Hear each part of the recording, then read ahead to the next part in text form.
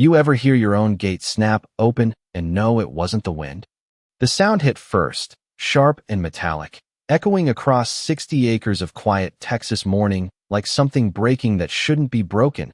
And I didn't even need to look up from my coffee to know exactly what it was, because I'd been hearing that same sound every weekday for the past 3 weeks, right around the same time.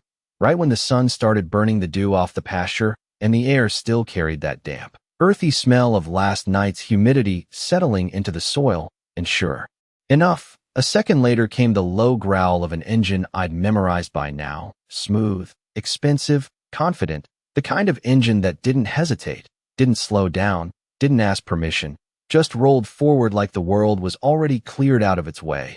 And when I stepped out onto the porch, boots hitting the wood with that familiar hollow thud, I saw it again. That white SUV cutting straight through my ranch gate like it wasn't there, like the heavy cedar beams I'd installed with my own hands were nothing more than a suggestion, swinging loose on bent hinges as gravel crunched under oversized tires and dust lifted in a slow, lazy cloud behind her, drifting through the fence line and settling over the grass like it belonged there.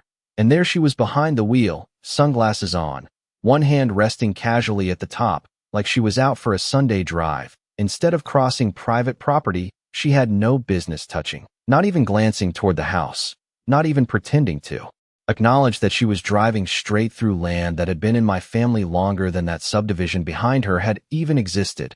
And the smell of hot engine and churned-up dirt reached me a second later, mixing with the faint sweetness of cut hay from the north field. And I just stood there for a moment, feeling that tight, familiar pressure settle in my chest, not explosive, not loud, just steady, like a slow-building storm you know is coming long before the sky actually changes. Because this wasn't the first time, and it sure as hell wasn't an accident. The first time I'd given her the benefit of the doubt, figured maybe she was lost, maybe GPS had sent her down the wrong turn. Happens out here more than people think, but then it happened again the next day, and the day after that. Always the same path, same speed, same complete disregard for the gate, the lock, the signs I'd put up in clean black lettering that read private property in a font you couldn't possibly misunderstand unless you chose to. And that's when I started noticing the pattern, the timing, the way she cut through at exactly the same minute every morning like it was part of her routine, like my land had quietly become her shortcut to somewhere more important. And I remember the first time I walked down to inspect the damage after she'd passed through, the way the hinge bolt had sheared just enough to throw the alignment off, the gate sagging an inch lower than it should, the latch scraping instead of clicking, and I could still feel the vibration of it in my hands when I touched the wood, that dull echo of force applied where it didn't belong. And I fixed it, of course I did, replaced the hardware, reinforced the post, made it stronger than before, because that's what you do out here. You take care of your own, you maintain what's yours, you don't let things fall apart just because someone else doesn't respect them. But the next morning, same sound, same engine, same cloud of dust rolling across my pasture like it owned the place. And that's when something shifted, not anger exactly, more like clarity, like a line had been crossed so cleanly and so consistently that it stopped being a misunderstanding and started being something deliberate, something chosen, and I watched her disappear past the tree line, the sunlight catching the rear window just enough to flash back at me before she was gone, leaving my gate swinging open behind her again, creaking slowly as it settled into a position it was never meant to hold. And I remember thinking, standing there with the smell of dirt and engine still hanging in the air, that if she believed this was just a road she could take whenever she felt like it, then she hadn't really understood what that gate was for in the first place, and that was a problem I was going to have to fix. I have always believed you can tell who a person is by how they treat land that does not belong to them, and that belief was not something I picked up from a book or a courtroom. It came from standing barefoot in red Texas dirt when I was 8 years old, watching my grandfather run his hand along a fence line like it was something alive, something worth respecting, the kind of man who never raised his voice, but never had to because everything he built carried weight.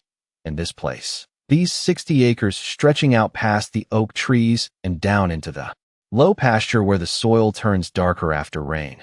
This was his, then my father's, and now mine. Passed down not just as property, but as responsibility, something you maintain, something you protect, something you do not let other people redefine just because they show up with a clipboard and a confident smile.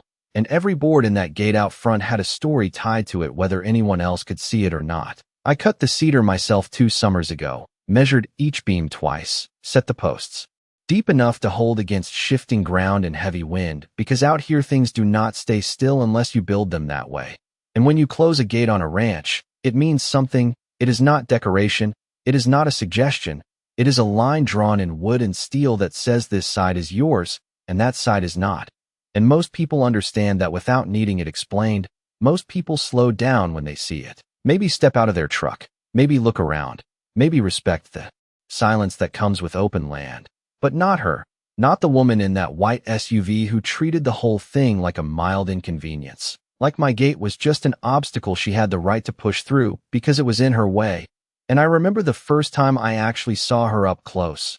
Not from the porch, not through drifting dust, but standing right there by the hinge I had just repaired, the metal still cool in my hand. The smell of fresh oil on the bolts mixing with the dry grass underfoot.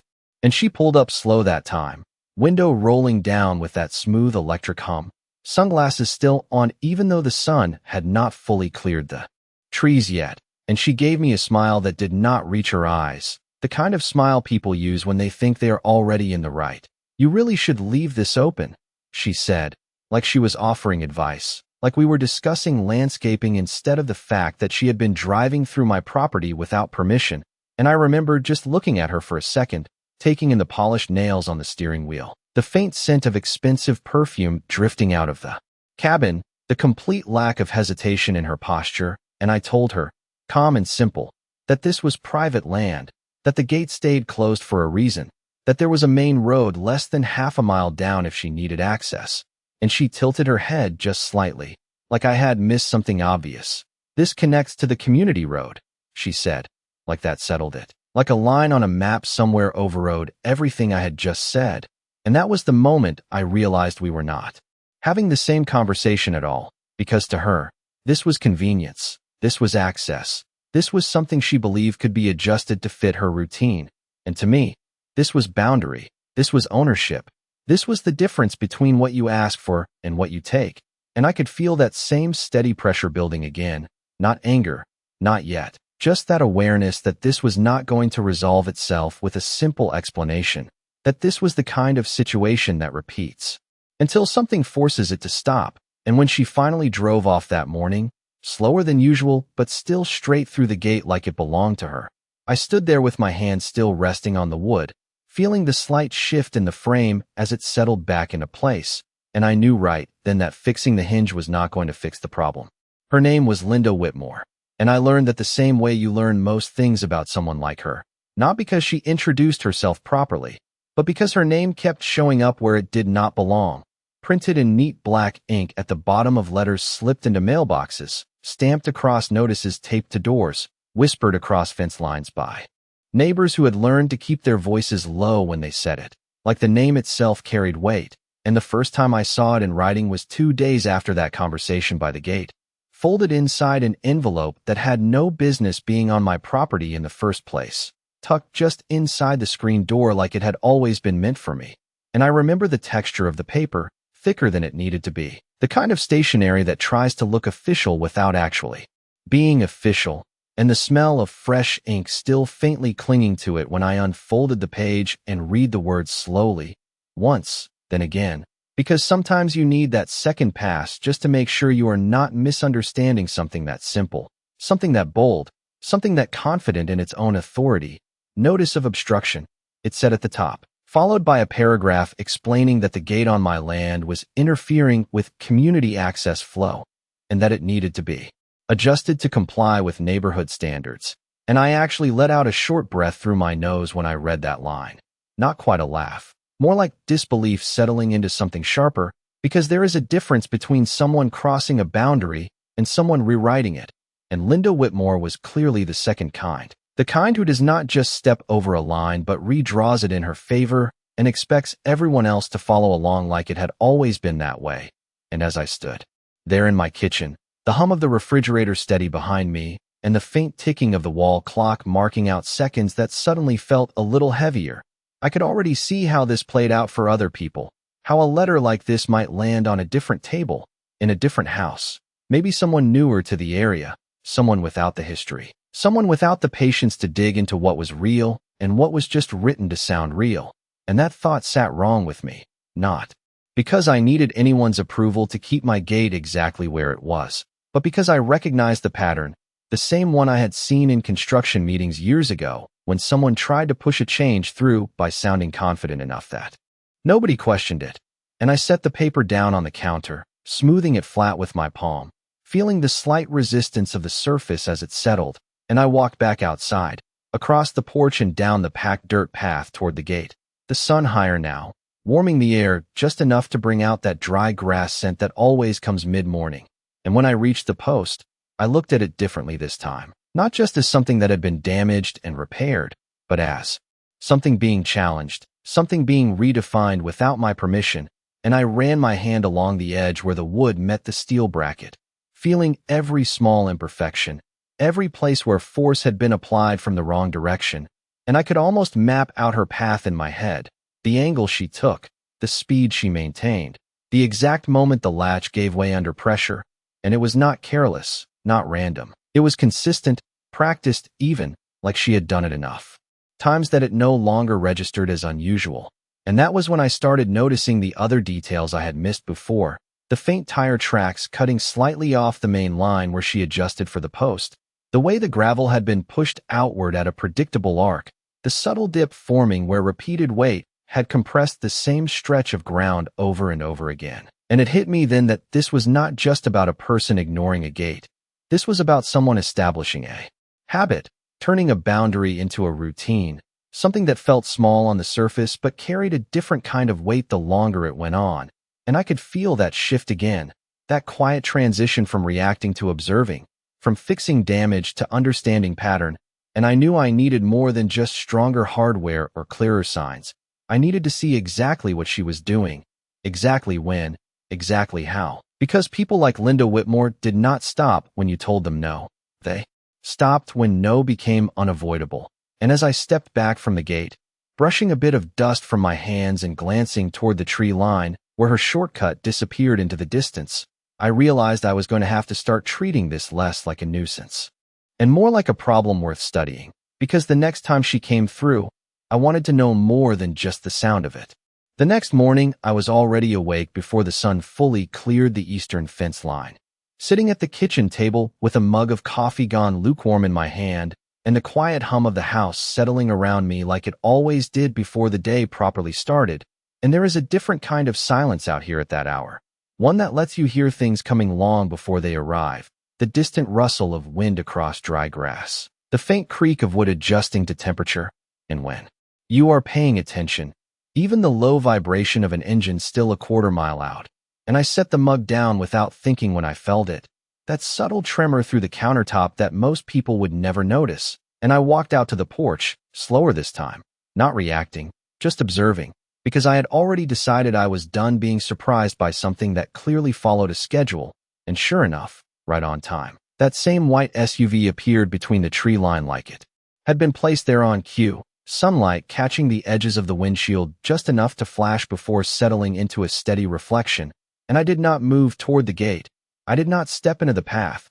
I just stayed where I was and watched, counting the seconds without looking at a clock, measuring distance by instinct the way you do when you have spent enough years working with land and machinery. And she did exactly what I expected. No hesitation, no slowdown, just a slight adjustment of the wheel to line up with the worn path she had already carved into my property. And then that sound again, the metal latch giving way under pressure, not breaking completely this time, but bending just enough to release. The gate swinging inward with a hollow knock against the post as she passed through, gravel crunching in that same familiar rhythm. And there was something almost precise about it, like she had done this enough times to know exactly how much force it took, exactly where the weak point was. And that was when it stopped looking careless altogether and started looking intentional in a way that carried more weight than I had first given it. And I remember narrowing my eyes slightly, not out of anger but focus, tracing the exact line her tires followed, the way the front left dipped slightly as it crossed the threshold where the ground had started to compact, The arc of dust that lifted behind her in a predictable curve before drifting toward the fence, and I could almost see the repetition layered over itself. Day after day, the same motion, the same path, turning what should have been a fixed boundary into something that flexed under pressure simply because she kept applying it. And when she disappeared past the rise again, leaving the gate hanging open behind her, I stayed there for another minute, letting the dust settle, listening as the sound of the engine faded into nothing.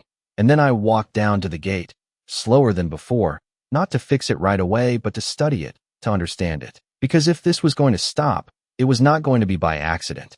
And I crouched slightly, running my fingers along the latch where the metal had begun to warp, feeling the difference between yesterday's repair and today's impact. The way repeated force was starting to reshape something that had originally been straight and secure, and I looked down at the ground.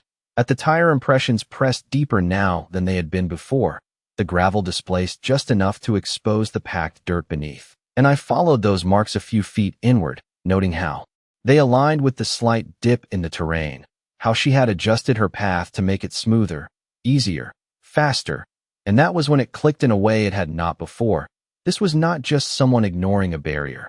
This was someone optimizing a route, refining it, turning it into something efficient, something repeatable, something she intended to keep using. And I straightened up slowly, brushing the dust from my hands again, feeling that shift settle in fully now, that quiet decision, forming without needing to be spoken out loud. Because if she was going to treat my land like a system she could adapt to her needs, then I was going to have to treat her behavior like a system I could map, predict, and eventually control.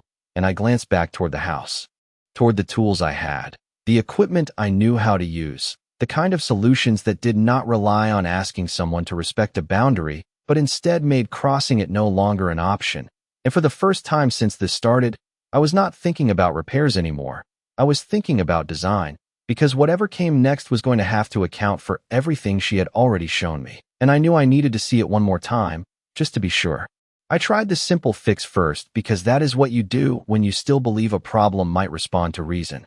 And that afternoon I drove into town, the tires humming steady against the Tulane road while the sun sat high and bright over the fields. And I picked up a new latch system from the hardware store, something heavier, reinforced steel with a locking mechanism designed to hold against pressure instead of giving under it. The kind of hardware you install when you expect resistance instead of respect. And by the time I got back to the ranch, the air had that late-day warmth to it, dry and still, carrying the faint scent of dust and cedar as I unloaded the tools from the back of my truck and walked down to the gate with a clear plan in mind.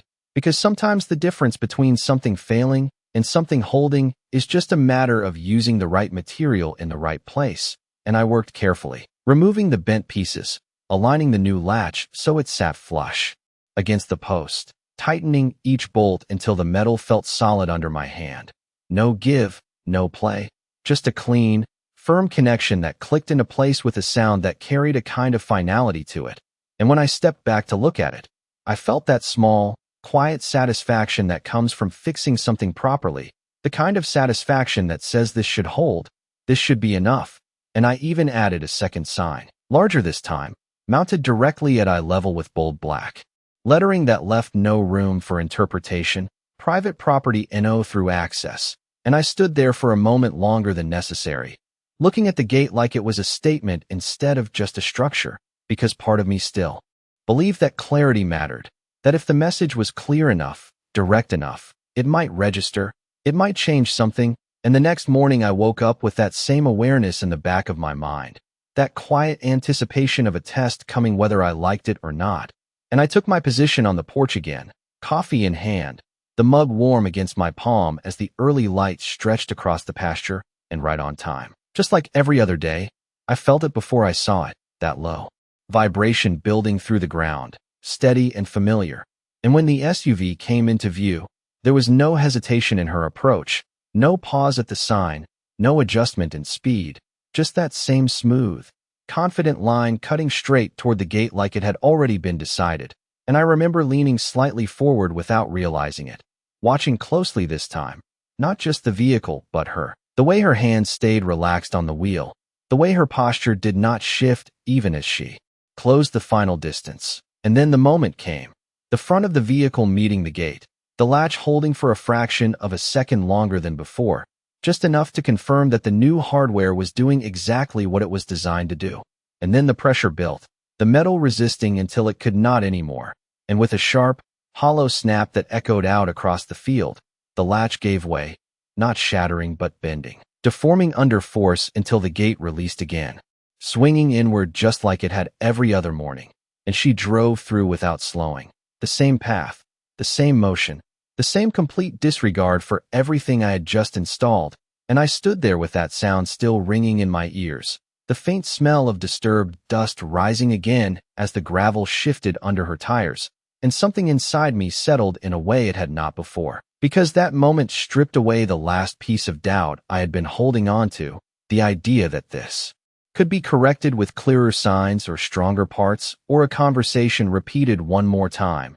And I walked down to the gate after she disappeared, slower now, not with urgency, but with certainty, and I crouched again, examining the latch, seeing how the metal had warped under repeated pressure, how even reinforced steel had limits when faced with consistent force applied the same way every single time. And I ran my thumb along the bend, feeling the edge where it had given, and I realized something simple and unavoidable. I was still trying to build something that relied on her choosing to stop, and she had already shown me she was not going to make that choice. And as I stood up, brushing the dust from my hands once more, looking out over the path she had carved through my land like it had always been there, I knew that whatever I did next could not depend on her behavior changing at all. That afternoon the heat settled in heavier than usual, the kind that presses down on everything and slows the air until even the insects sound quieter, and I found myself standing in the barn doorway looking out toward the gate, not with frustration anymore, but with a kind of focus that felt sharper than anything I had felt since this started, because once you accept that a problem is not going to respond to the usual fixes, your thinking changes. It shifts from repair to strategy, and I walked back inside, the concrete floor cool under my boots, and pulled an old trail camera from the shelf where I kept equipment I did not use often but trusted when I needed it. The casing still dusty from the last time I had set it up along the north fence to track a stray that kept slipping through at night, and I turned it over in my hands for a moment, feeling the weight of it, remembering how reliable it had been, how it captured things exactly as they were without interpretation, without assumption, just fact after fact stored in silent frames. And that was exactly what I needed now, not guesses, not impressions, but something I could look at later and break down piece by piece. And I stepped back out into the sunlight, the air thick and still, carrying that faint metallic scent that comes when heat builds over dry ground, and I walked down to the gate again, choosing a spot just off to the side where the camera would catch the full angle of approach, the line she always took, the exact moment her front tires crossed into my land. And I mounted it low enough to stay unnoticed, but high enough to see everything clearly, tightening the strap around the post until it held firm, and I adjusted the angle slightly, thinking about perspective the way I used to on job sites, making sure I was not missing anything important, because details matter when you are trying to understand behavior that repeats itself. And when I stepped back this time, I did not feel like I was fixing something anymore. I felt like I was setting a marker, the beginning of a different kind of response. And that night, I slept lighter than usual, not restless, just aware, like my mind was already working through what I expected to see, running through possibilities, angles, timing. And when morning came, I did not go straight to the porch. I waited inside, listening first, letting the quiet stretch out until that familiar low vibration started to build again. And I moved toward the window slowly, positioning myself where I could see without being seen. And right on schedule, she appeared again, same vehicle, same speed, same complete confidence in a path that had become routine, and I watched her approach the gate, watched the slight adjustment of the wheel, the alignment with that worn track she had carved into my land over the past few weeks, and then the moment of contact, the latch resisting for that brief second before giving way again, the gate swinging inward as she passed through without hesitation, and I paid attention to everything this time.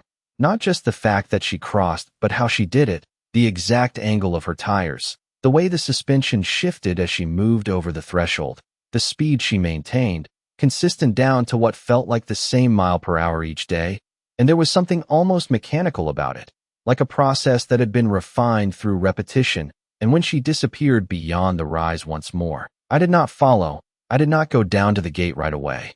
Instead, I waited, letting a few minutes pass, letting the dust settle completely, and then I walked out, the ground warm underfoot now, and went straight to the camera, unstrapping it carefully, bringing it back inside to the kitchen table where the light was better, and I powered it on, scrolling through the footage frame by frame, watching the sequence play out not once but several times, slowing it down, paying attention to details that are easy to miss in real time.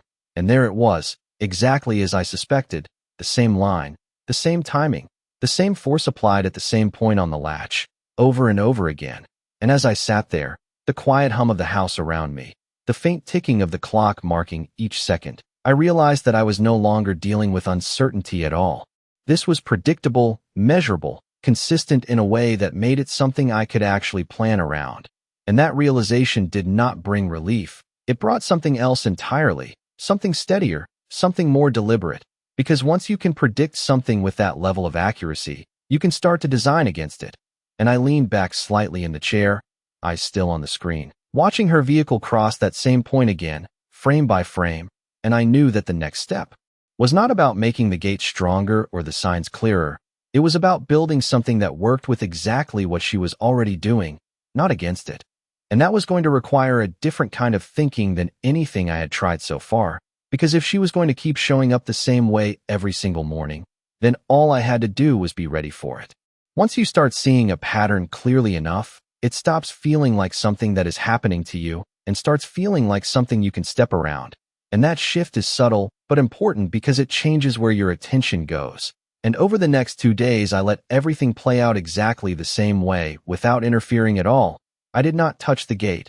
I did not adjust the latch again. I did not add anything new that might change her behavior, because the last thing I wanted was to interrupt something that had already proven itself consistent.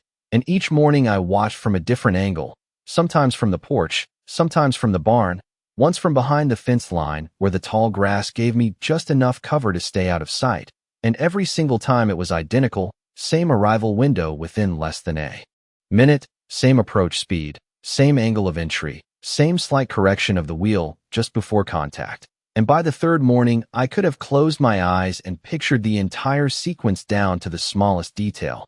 The exact point where the front tire dipped, the fraction of a second where the latch held before bending, the way the gate swung inward and stopped just short of the post. And what stood out more than anything was not just the repetition, it was the confidence behind it, the complete absence of hesitation that only comes when someone believes they are operating within their rights. And that belief mattered more than anything else because it meant she was not testing the boundary anymore. She had already decided it did not apply to her. And that realization changed the way I looked at the problem entirely, because you cannot correct something that someone does not believe is wrong. And as I reviewed the footage again that evening, sitting at the kitchen table with the camera feed paused on the exact frame where her tire crossed onto my property, I started noticing smaller details that had been easy to overlook before. The way her vehicle stayed perfectly centered along that worn path. The fact that she never checked her mirrors, never slowed to assess, never even glanced toward the house. And that told me something important. She was not expecting resistance. Not from me. Not from anything. Which meant whatever solution I put in place could not rely on warning her or catching her attention in advance. It had to function independently of her awareness. And I leaned back in the chair, letting that thought settle, the low hum of the refrigerator filling the quiet space around me. And I realized I had been thinking about this the wrong way from the beginning. I had been treating the gate as the main element, the thing that needed to hold, the thing that needed to resist. But the gate was only part of the system, and more importantly, it was the part she had already learned how to defeat. And if I kept focusing on that, I would just be repeating the same cycle with slightly stronger materials and slightly longer delays before failure. And that was not a solution. That was just a slower version of the same problem, and I pushed the chair back slightly, the legs scraping softly against the floor, and stood up, walking over to the window where I could see the line of the fence stretching out toward the road, the land beyond it flat and open. And I started thinking in terms of space instead of structure, of path instead of barrier, because what she had created was not just damage to a gate. She had created a route, a line through my property that now existed because she used it consistently, And if I wanted to stop that, I did not need to make the gate stronger. I needed to remove the route entirely, reshape the space in a way that made her current path impossible to continue without requiring her to change her behavior first. And that was a different kind of problem altogether, one that had less to do with reinforcement and more to do with design, and I stepped outside again. The air cooler now as the sun dipped lower, casting long shadows across the ground, and I walked along the path she had carved, following it step by step, feeling the slight depressions under my boots, the compacted dirt where the gravel had been pushed aside, and I stopped right at the point where the gate opened inward, looking at the space beyond it not as it was, but as it could be. And for the first time since this started, I could see the outline of something different taking shape, something that did not bend, did not rely on her choosing to stop, something that simply would not allow that path to exist anymore. And I knew that whatever I built next was not going to look like a gate at all. The next step was not something I rushed, because once you start changing the shape of land, even in a small area, you are not just fixing a problem, you are committing to a decision that stays there long after the situation that caused it is gone. And that meant I needed to be certain, not just about what I was building, but why I was building it that way. So that evening I pulled out the original property documents my father had kept stored in a weathered metal box in the back office, the edges of the papers slightly worn from years of handling, the faint smell of old ink and dust rising as I unfolded them across the desk, and I went through them slowly, line by line, not because I doubted what I already knew, but because I wanted every detail fresh in my mind, every boundary clearly defined, every measurement confirmed.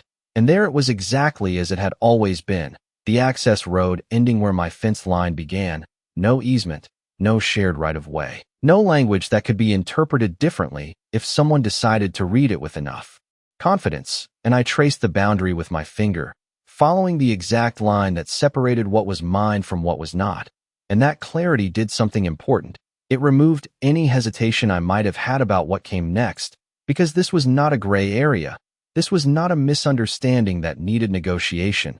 This was a defined space being used without permission, and once I had that settled, I shifted my focus back outside, back to the actual ground where the problem existed. Because paper defines ownership, but land defines reality. And I walked the path again at dusk, the light softer now, stretching long shadows across the compacted track where her vehicle had passed so many times it had begun to look permanent, and I measured it in steps first, then came back with a tape, marking the width she needed, the clearance she relied on, the angle she used to enter and exit without slowing. And I could see it clearly now, not just as a path, but as a set of conditions she depended on: enough space, predictable ground, a straight line through. And once you understand what something depends on, you know exactly where it can be interrupted. And I remember kneeling down near the threshold where the gate opened, pressing my hand into the soil, and feeling how firm it had become from repeated compression, how the loose gravel had shifted outward over time, leaving a smooth, compact strip that made her crossing easier with each pass. And that was the moment it fully clicked. I did not need to stop her at the gate. I needed to change what came immediately after it, reshape that entry point so that the route she had built for herself no longer existed in a usable form. And I stood up slowly, brushing the dirt from my palm, looking out over the area with a different perspective now, not seeing it as open space, but as something I could reconfigure, something I could design in a way that worked with the land instead of against it. And I started thinking through materials, not just strength, but permanence, something that would not bend, would not shift under pressure, something that would hold its form regardless of how many times it was approached the same way. And my mind went back to projects I had worked on years ago: retaining walls, load-bearing structures, the kind of builds where failure was not an option because everything depended on them holding exactly as intended.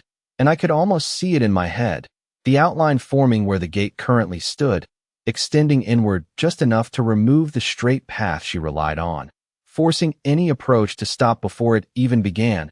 And I walked the line again, this time marking points with small stakes, setting rough boundaries for where something more permanent would go, spacing them carefully, checking alignment against the fence and the terrain, making sure that whatever I built would not just block her current path, but eliminate any variation of it that followed the same logic. And by the time the last light faded and the air cooled enough to carry that faint evening breeze across the pasture, I had something close to a plan, not fully detailed yet, but solid enough to move forward. And as I stood there looking at those markers set into the ground, each one representing a decision already made, I realized that this was the first step that actually changed the situation instead of reacting to it. Because everything before this had been about trying to preserve what was already there, and this was about replacing it with something entirely different, something that did not rely on her understanding anything at all. And as I turned back toward the house, the quiet settling in around me once more, I knew that the next morning was going to be the last time she crossed that line the way she always had. The next morning came quieter than the others, not because anything had changed yet, but because I already knew what I was about to see. And there is a different kind of calm that settles in when you stop reacting and start confirming. And I stood by the window again instead of the porch, the early light cutting across the kitchen floor in long, pale strips, the air still cool enough to carry that faint scent of damp soil from overnight dew. And I waited, not impatiently, just steady, because by now her timing had become as predictable as sunrise, and right on cue. The low hum of that engine built in the distance, faint at first, then growing clearer as it followed the same approach it always did. And when she came into view, there was nothing different about it at all. Same speed, same alignment, same quiet confidence behind the wheel, like she was following a route that belonged to her. And I watched closely, not because I needed to see it again, but because this was the last time it would happen this way. And she reached the gate, the latch already weakened from repeated stress, and with that same brief resistance followed by release, the gate opened inward once more, swinging just enough to let her pass through without slowing. And she drove across the compacted path she had created over weeks of repetition, dust lifting behind her in that same soft arc before settling back into place. And I did not move. I did not step outside. I just watched until the vehicle disappeared beyond the rise, until the sound faded completely and the silence returned to its usual shape. And then I turned away from the window and walked back out into the morning, the ground cool under my boots, the air still, holding on to that early freshness before the heat set in. And I headed straight to the markers I had set the night before, each one still exactly where I had placed it, small, deliberate points defining something that did not exist yet but soon would. And I stood there for a moment, looking at the space not as it had been used, but as it was about to be changed, and there was no hesitation left in me at all, because everything leading up to this had been about understanding, and understanding only matters if you act on it. And I turned back toward the truck, grabbing the tools I had already staged in the bed, the weight of them familiar in my hands, the metal cool from sitting overnight, and I got to work, starting with the ground itself, clearing away the loose gravel that had been pushed aside, exposing the compacted soil beneath, leveling the surface where needed, marking the exact line where the first section would go. And there is something steadying about that kind of work, something that pulls your focus into the present moment completely, because every measurement matters, every alignment affects what comes next. And as the sun climbed higher, warming the air and drying the last traces of dew from the grass, I moved through each step with that same deliberate pace, setting the base deeper than the original gate posts had been, reinforcing the sides where the ground naturally sloped, making sure that what I was building would not just stand, but hold its shape regardless of what pressed against it. And by midday the outline was no longer theoretical, it was visible, the beginnings of something solid taking form where the open path had once been. And I stepped back, briefly, wiping the sweat from my forehead with the back of my hand. The smell of disturbed earth and fresh cut wood mixing in the air, and I could already see how the space was changing, how the straight line she relied on was being replaced by something that did not allow continuation, something that redirected the entire flow of movement before it even reached the point where the gate had been. And I knew this was only the beginning, that what I had started would take more than a single morning to complete. But the most important part was already done. The decision had been made, the first structure had been set, and there was no going back to the way things had been before. And as I picked up the next piece, aligning it carefully with the marks I had placed earlier, I realized that for the first time since this started, I was no longer waiting to see what she would do next. By the time the sun dropped behind the tree line that evening, the shape of it was no longer just an idea in my head. It was there in front of me, taking form piece by piece with a kind of quiet permanence that you only get when something is built to stay exactly where you put it. And I moved through the work steadily, not rushing, not cutting corners, because this was not the kind of structure you redo later. This was the kind you get right the first time or live with the consequences. And the ground had already been prepared earlier in the day, leveled and compacted where needed. The base set deeper than anything I had installed at that gate before, reinforced along the sides where the soil naturally shifted after rain. And now it was about bringing everything together, setting each section into place with careful alignment, making sure that nothing left a gap wide enough to turn into a new path, because I knew by now that if even the smallest opening existed, it would be found, tested, and eventually used. And as I worked, the sounds around me settled into a rhythm, the solid thud of material meeting ground, the scrape of tools against wood and steel, the quiet rustle of wind starting to move again as the heat of the day faded. And every few minutes I would step back, not out of fatigue but to check the line, to make sure what I was building matched exactly what I had mapped out the night before, because this was not just about blocking one route. It was about removing the possibility of any route that followed the same logic. And as the structure grew, extending inward from where the gate once opened, it changed the way the space felt, closing off that straight line she had relied on and replacing it with something that redirected movement before it even began. And I could see it clearly now, how the approach angle no longer aligned, how the ground she depended on was no longer accessible in the same way. And that was the point, not to confront her, not to stop her at the moment of entry, but to make entry itself no longer function the way she expected. And I remember pausing for a moment as the last light faded, resting my hands on the top edge of what I had just set in place, feeling the solid, unmoving weight of it. And there was something final about that, not dramatic, not loud, just certain, because unlike the gate, this was not designed to flex, not designed to give under pressure or adjust over time. It was designed to hold exactly as it was, regardless of how many times it was approached the same way. And I knew it was not finished yet. There were still sections to complete, still details to refine. But the core of it was there, the part that mattered most, the part that changed everything about how that space could be used. And the next morning I was up before the light again, not out of habit this time, but anticipation. And I took my place where I could see the approach clearly, the air cooler than the day before, carrying that faint edge that comes just before sunrise. And I waited, not long, because she had never been late. And when the sound of the engine came again, it felt almost routine, like something I had already accounted for before it even arrived. And when the SUV came into view, nothing about her approach had changed. Same speed, same alignment, same quiet confidence that had defined every morning up to this point. And she moved toward the entrance without hesitation, the path she expected still visible from the road, still appearing open, in the same way it always had. And I watched closely now, not to see if she would try, but to see how the change I had made would meet what she brought to it. Because this was the moment where everything shifted from planning to result. And as she closed the final distance, I could feel that same stillness settle in, the kind that comes right before something reveals whether it will hold or fail. And I kept my eyes fixed on that line where her tires would meet the space I had rebuilt, because up until now, every solution had depended on what she chose to do, and this one did not depend on her at all. And for the first time since this started, I was not waiting to react to what happened next. She did not slow down, not at first, and that was the part that confirmed everything I had already learned about her. Because people who believe a path belongs to them do not question it. They follow it the same way every time. And as her SUV came forward, lining up with that familiar approach, the front tires tracking exactly along the worn line she had carved into the ground over the past few weeks, I could see it unfolding the same way it always had. The angle, the speed, the complete absence of hesitation.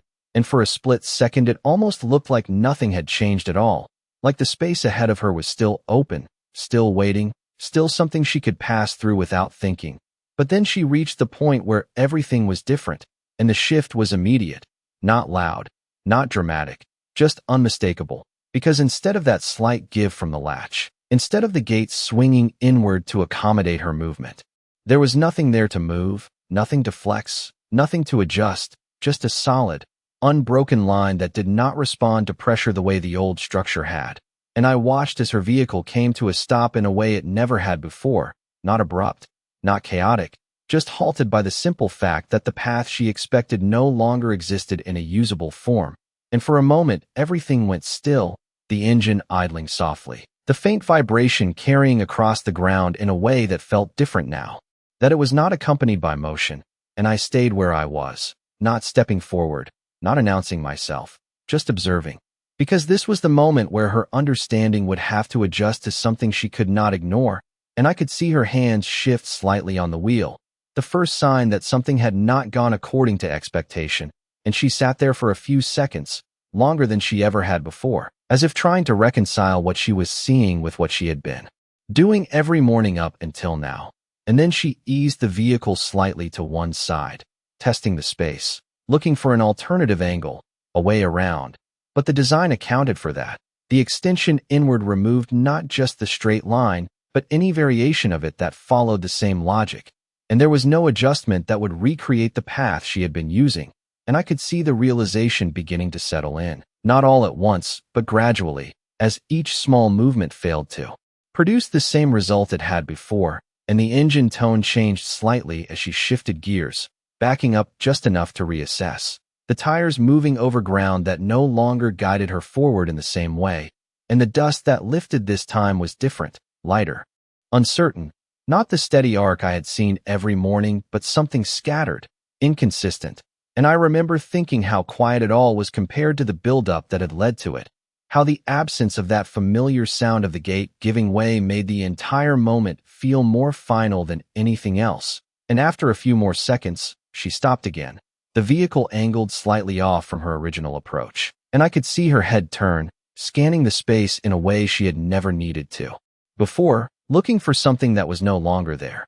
And that was the point where everything changed, not because of any confrontation, not because of anything I said or did in that moment, but because the system she had relied on had been removed entirely, replaced with something that did not depend on her choices at all.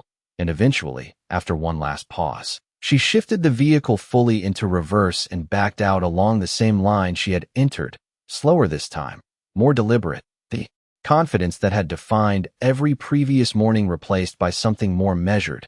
And when she reached the road again, she stopped briefly before turning away, the SUV disappearing in a direction I had never seen her take before, and the silence that followed felt different, not empty, but settled, like something that had been out of place had finally been put back where it belonged. And I stayed there for a moment longer, letting that stillness hold, before finally stepping forward, toward the structure, placing my hand against the surface I had built, feeling the solid, unmoving resistance of it under my palm.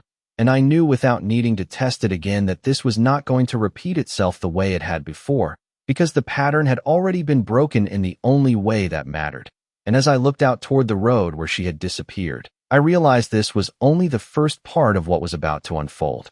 She came back that afternoon, and that was something I had not seen before, not in all the mornings she had crossed through like it was routine, because until now her pattern had been clean and predictable.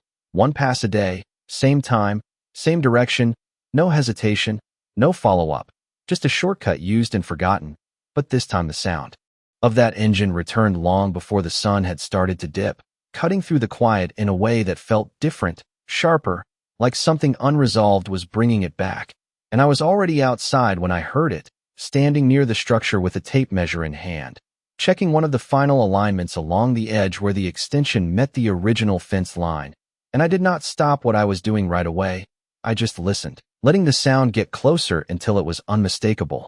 And when I looked up, there she was again, the same white SUV pulling up to the entrance, slower this time, not committing to the approach the way she had that morning. And I set the tape down on the post, brushing my hands off against my jeans as I turned fully toward her, because this was the part one knew was coming. The moment where silence and structure alone were not going to carry the entire weight of the situation anymore. And she rolled down her window before the vehicle had even come to a full stop, the smooth electric hum cutting off as she leaned slightly toward the opening, sunglasses still on even though the light had softened. And there was something different in her expression now, not uncertainty exactly, but something closer to resistance meeting reality for the first time. "You cannot just block this off," she said, her voice steady but edged with that same assumption I had heard before. Like the statement itself carried authority, and I stood there for a second, not responding immediately, letting the quiet settle between us, the faint sound of wind moving through the grass filling the space where the gate used to swing open. And then I spoke, keeping my tone even, the same way I had that first morning. "This is my property," I said, not louder, not sharper, just clear, and she shifted slightly in her seat, one hand tightening on the wheel. "This connects to the community road," she replied, repeating the same line like it had not already been addressed.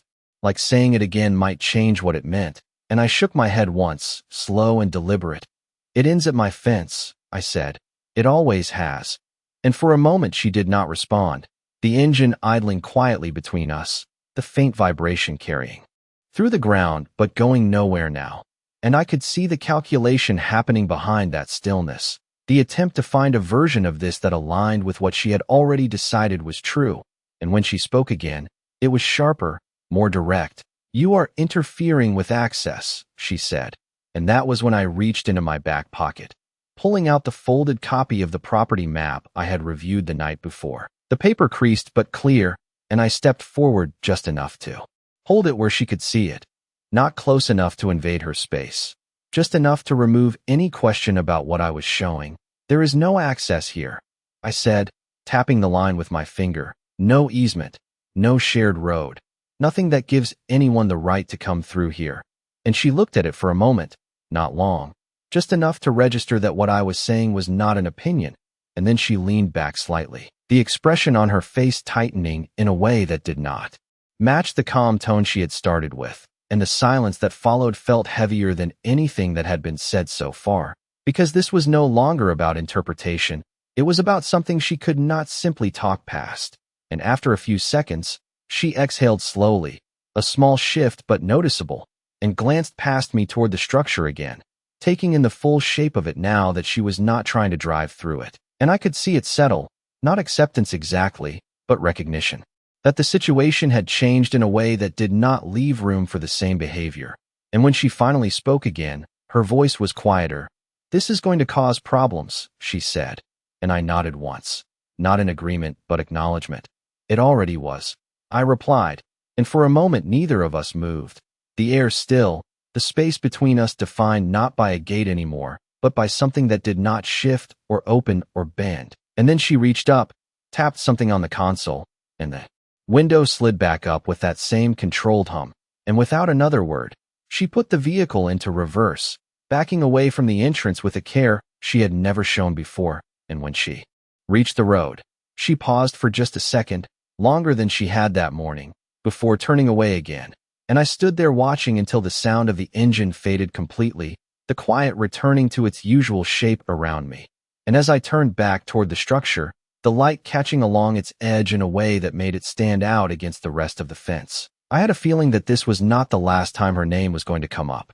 The next few days passed without the sound I had grown used to, and it was not the silence itself that stood out. It was how complete it was, how nothing replaced it. No engine approaching at the same time each morning, no dust lifting along that familiar line, no subtle vibration through the ground that signaled something was about to cross a boundary that no longer existed in the same way. And I found myself noticing different things instead. The way the wind moved across the pasture without interruption, the way the gravel near the entrance stayed undisturbed, the way the structure I had built cast a longer, sharper shadow in the early light than the old gate ever had. And there was something steady about that, something that did not ask for attention but held it anyway, because it represented a decision that had already been made and carried through without needing to be repeated. And I continued working on the remaining sections over the next couple of days, finishing the outer edges, reinforcing the points where the terrain shifted slightly after rain, making sure that everything aligned not just visually but structurally. Because something like this does not work if it is only partially complete. It has to function as a whole, and by the time I was done, there was no trace of the old path left at all, no worn line through the ground, no open angle that suggested movement could continue, just a clean, defined boundary that did exactly what it was supposed to do, without needing to be tested again. And I remember stepping back one evening, the air cooler as the sun dropped low, looking at the entire span from fence to structure and realizing that it did not feel like an addition. It felt like it had always been there, like the land had simply corrected itself. And a few days after that, I saw something I had not expected, A small sign posted near the road on the far side of the subdivision entrance.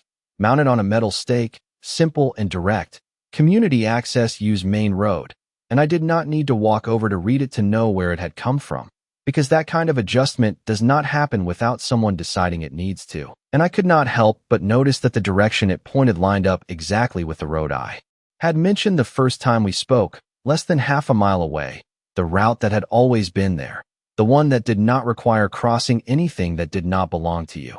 And I stood there for a moment longer than necessary, hands resting loosely at my sides, taking in the quiet change that had settled over everything, not just on my side of the fence, but beyond it as well. Because this had never really been about one vehicle or one person. It had been about what happens when a boundary is ignored long enough to feel optional, and what it takes to make it clear again without turning it into something louder than it needs to be. And I turned back toward the house, the familiar crunch of gravel under my boots sounding different now that it was not competing with anything else. And as I walked, I passed the spot where the old gate used to swing open, the place where the latch had been again and again under the same pressure. And there was nothing there now but solid ground and a line that did not move. And I reached out briefly, running my hand along the surface of the structure as I passed, feeling that same steady resistance under my palm, unchanged from the day I set it in place. And it struck me then how quiet the whole thing had been in the end. No confrontation that needed to escalate. No argument that had to be repeated, just a series of decisions made carefully and followed through completely. And as I stepped up onto the porch, the evening light settling across the land in that soft, even way it always does just before it fades, I realized that the most important part of all of it was not what I had built, but what it meant, because out here, a boundary does not have to speak to be understood. It just has to hold. And once it does, everything else falls into place. And I set my hand on the railing, looking out over the pasture one more time. The air still, the quiet unbroken, and I knew this was not something that would need to be revisited, not tomorrow, not next week, not any morning after that, because the path she had relied on was gone in a way that did not leave room for interpretation. And as the last light slipped behind the horizon, I could not help but think about how long it had taken for that lesson to finally land.